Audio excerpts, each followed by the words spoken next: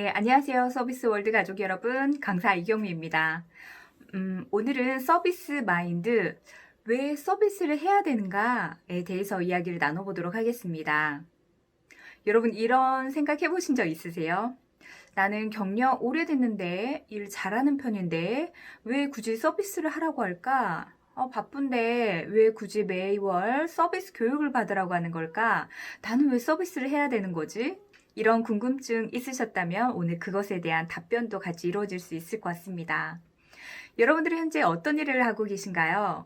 바리스타, 헤어 디자이너, 판매하시는 분도 계시고요. 그리고 셰프님도 계시고요. 미화 쪽에 룸메이드, 하우스키퍼, 그리고 시설 기사님, 그리고 보안요원, 방역요원분들 각 사업장에서 여러 가지 일을 하고 계시죠.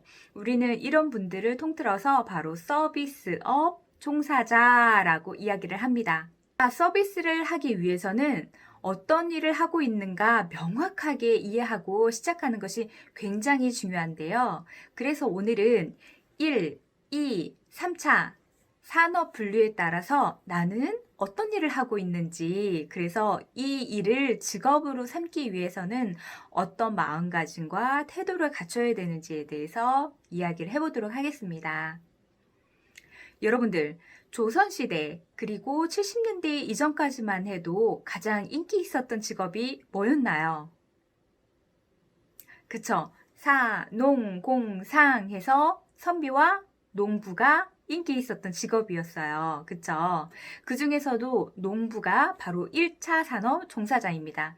즉, 1차 산업은 자연에서 직접 생산물을 채취해서 얻어서 그것을 이익으로 얻는 산업을 바로 1차 산업이라고 합니다.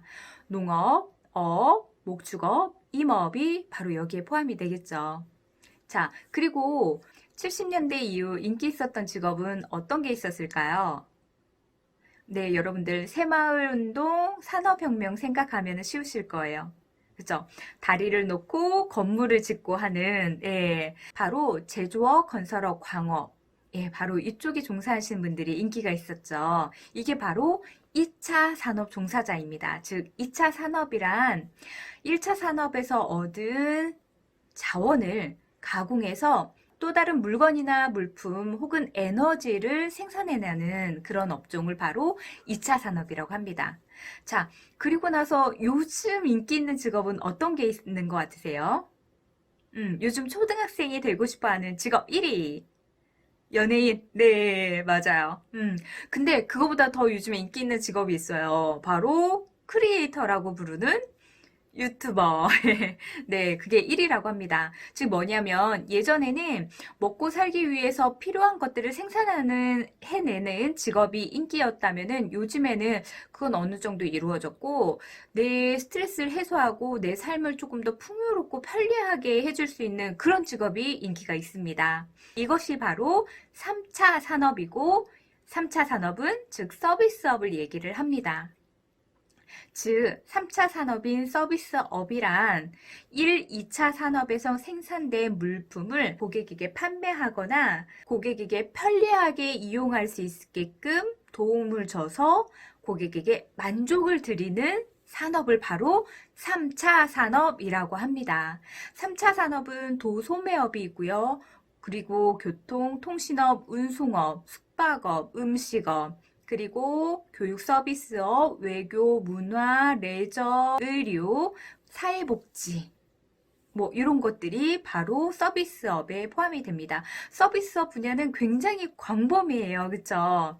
그래서 서비스업이 조금 더 분화하기 시작을 했어요. 3차 산업 중에서도 지식 집약적인 외교라든지 의료라든지 교육 서비스업을 따로 빼서 4차 산업으로 분류를 하고 있고요. 아직 개념이 명확하게 서진 않았지만은 5차 산업이라고 해서 패션이나 레저 쪽을 5차 산업으로 이렇게 분류하고 있는 추세입니다. 어쨌든지 이 4, 5차 산업도 바로 3차 산업에서 파생된 거죠. 그만큼 3차 산업은 굉장히 중요한데요.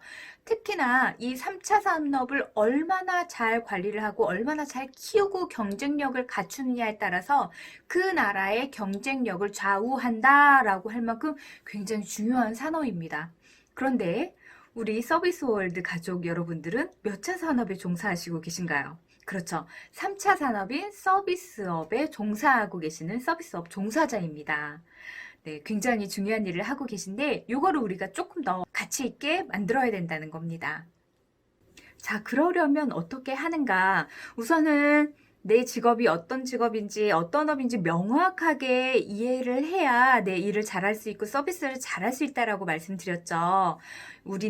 여러분들은 서비스업 종사자로서 고객에게 물건을 판매하거나 고객이 편리하게 이용할 수 있도록 돕는 그런 일을 하고 계신 분들이십니다. 그렇기 때문에 서비스업 종사자가 서비스하는 것은 당연한 논리겠죠. 그래서 여러분들은 그래서 서비스를 해야 됩니다. 만약에 서비스업 종사자가 서비스를 하지 않으면 어떻게 될까요? 즉 서비스업 종사자가 서비스 없는 업만 하는, 일만 하는 이런 경우. 안꼼은 찌빵이 되겠죠. 네. 즉 진짜로 서비스 없는 서비스업 종사자 어떻게 될까요? 솔직히 그런다고 해도 당장 뭐 어떻게 일이 발생되진 않을 거예요. 그냥 고객 컴플레인이 좀 있는 정도. 근데 문제는 장기적인 거라는 거죠. 서비스업 종사자가 서비스 없이 일만 하다 보면은 장기적으로는 우리의 일자리도 따라서 없어지게 되고 우리의 필요성도 없어지게 되고 그리고 자연스럽게 고객은 우리를 떠나게 되고 우리보다 더 편리함과 즐거움을 줄 수 있는 그런 사람, 그런 업체를 찾아 떠나겠죠. 그렇기 때문에 서비스업 종사자는 서비스를 반드시 해야만 합니다. 자, 정리하면은요. 오늘 내가 서비스를 하기 위해서 명확하게 내가 무슨 일을 하는가에 대해서 아는 것이 중요하다고 말씀드렸죠. 우리는 고객에게 물건을 팔거나 고객이 편리하고 즐겁게 이용해서 만족감을 얻게 하는 서비스라는 일을 하고 있습니다. 서비스업 종사자는 서비스는 당연히 해야 되는 것이다. 그렇게 정리를 해보도록 하겠습니다. 다음에 만나요.